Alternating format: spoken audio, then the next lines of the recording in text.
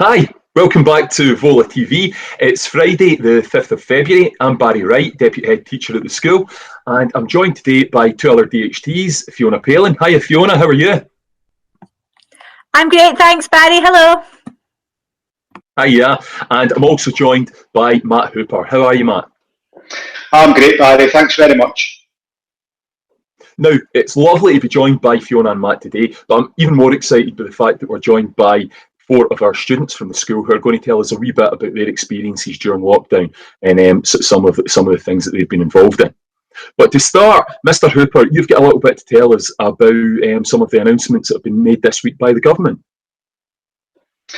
Yeah, Barry, so as you know, on Tuesday afternoon, the staff in the school, along with a lot of parents and a lot of pupils, were tuning in to hear what the latest announcement was going to be from the First Minister with regards to schools and the possible reopening. Now, just to clarify, we're still waiting on a lot of guidance coming through, but we have started doing some provisional planning based on the information that we have. So at the moment, there is no indication that this is a full reopening of the secondary school, nor is it a full reopening for the senior phase pupils.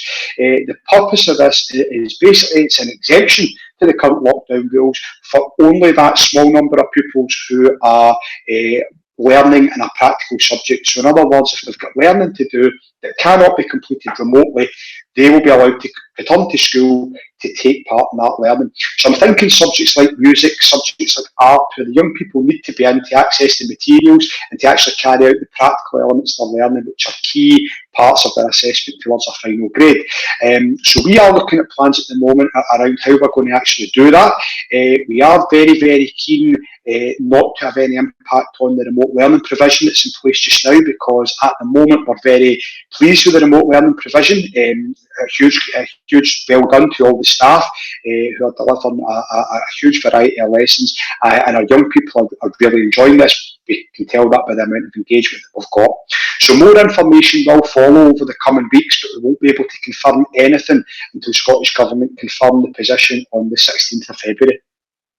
That's brilliant, thank you, Matt. So at the moment we've got a provisional date of the 22nd of February for a very small number of our students, but as and when we get more information, we'll share that with you all.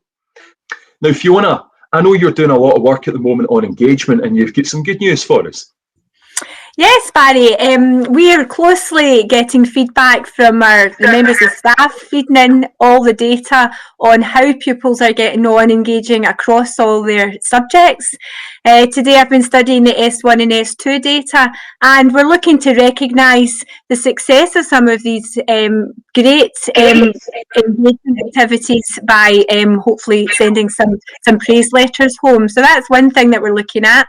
What we're also doing, the whole point of the engagement spreadsheet is for us to check in all our families, to check in that everybody has a device, everybody is got Wi-Fi, and when we are seeing gaps in the data, we are phoning home. We've got COVID recovery staff that are phoning home and checking in.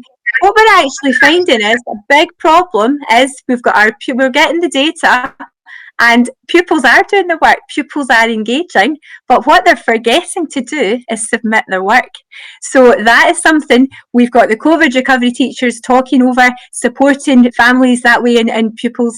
And I know Mr. Hooper is going to be putting out a further video next week just as a recap on how to submit work. So we're ironing out all these things as we learn through lockdown. But if there's any message that I want to get out to anybody is, you might be beavering away at home and you might be writing in your jotter and you might be filling out pages and pages of work, but you need to submit it, and we'll support you in how to do that, okay? Because we want to be able to see that you're doing the work and then offer feedback and praise good work. So that's the big message. Please submit your work. Please submit it. Thank you very much, Fiona. Now, we're going to hear a little bit in a minute from some of our students, straight from the horse's mouth, so to speak. But I guess the key message is there, every day, make sure that you're checking in and make sure that you're submitting your work. Now, Sinead, I know you're in S3 at the moment, Sinead, and I know that you want to tell us a wee bit about some work that you've been doing in drama. Yes. We're in Miss Hughes's drama class. We've been assigned to make a video, and in the video we're just supposed to basically say all the stuff that is positive about lockdown and what's coming out well. So basically, so how you could have time to cook during the day. You can make healthier meals.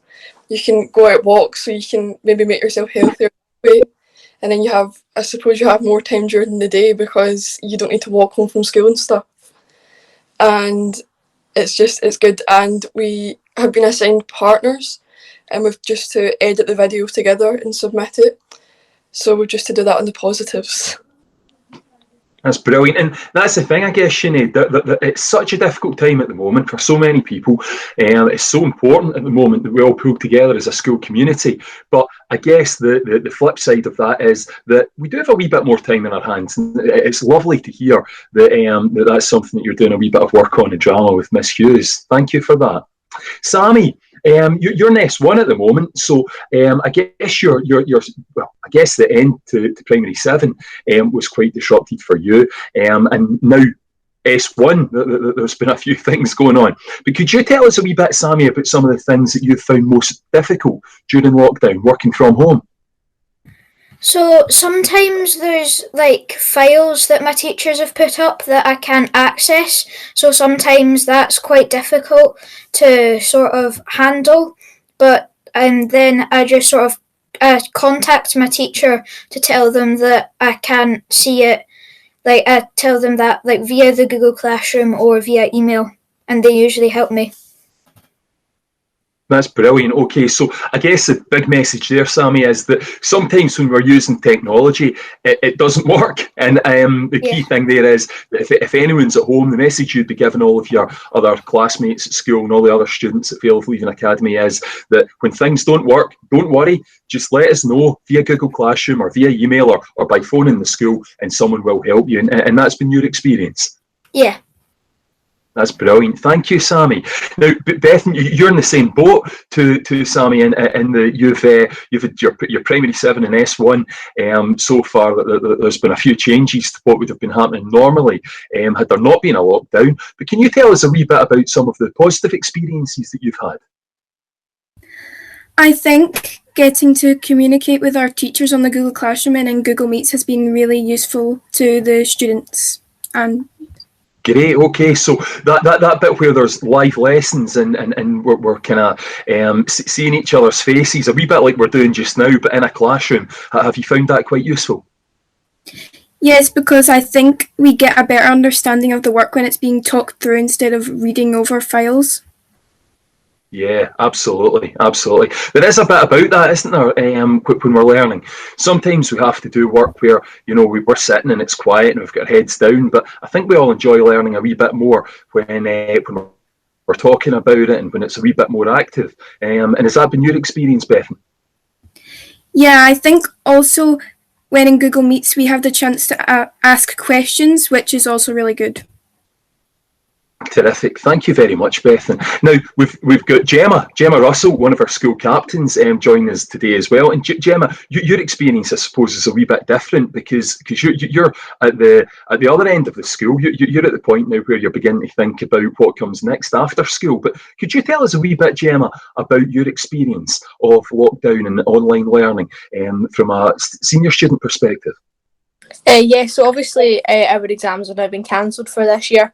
But our predicted grades like last year are the same. So luckily we've had a bit more time this year to prepare for gathering evidence and stuff, and the teachers have been a lot more wary about that happening.